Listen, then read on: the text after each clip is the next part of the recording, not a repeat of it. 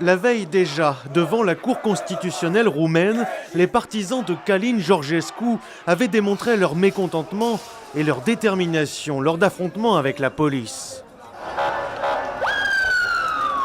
Une détermination confirmée ce mardi devant le Parlement, après que l'ultime recours de leur candidat ait été définitivement rejeté, l'empêchant ainsi de se présenter à la présidentielle reprogrammée en mai prochain.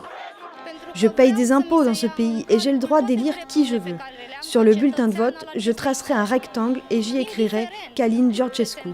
C'est lui que nous ne voulons personne d'autre. Le principal intéressé, Călin Georgescu, a appelé ses sympathisants à poursuivre le combat pacifiquement, en reprenant la rhétorique qui lui a valu d'arriver en tête au premier tour du scrutin de novembre.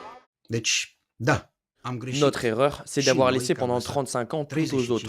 L'Union européenne pour l'argent, l'OTAN pour la défense, les États-Unis pour nous sauver même de nos propres élections. C'est ainsi que nous en sommes venus à dépendre des autres et que nous constatons maintenant que nous ne pouvons plus décider seuls. Le candidat d'extrême droite, ancien haut fonctionnaire de 62 ans, avait créé la surprise, mais aussi la controverse, avec une campagne entachée de soupçons d'ingérence de la part de Moscou, via le réseau social TikTok notamment. À tel point que le scrutin, fait rarissime au sein de l'Union européenne, avait été annulé. Voilà de quoi inquiéter Bruxelles et au-delà. Pour les Européens, la Roumanie est stratégique dans le conflit qui se joue à leurs portes. Le pays abrite des bases de l'OTAN et partage 650 km de frontières avec l'Ukraine. L'arrivée d'un candidat pro-Kremlin à sa tête pourrait renforcer ce bloc de l'Est favorable à l'influence russe, à l'image de la Slovaquie de Robert Fico et la Hongrie de Viktor Orban. Georgescu désormais écarté, d'autres candidats pro-Poutine pourraient émerger face aux candidats sociodémocrates et de centre-droit.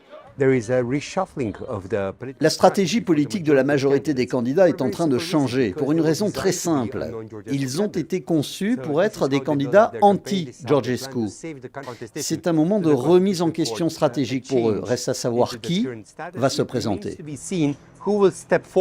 Une stratégie remise en question, voire bouleversée. L'ex-premier ministre Victor Ponta a déposé sa candidature à l'élection présidentielle de mai en tant qu'indépendant.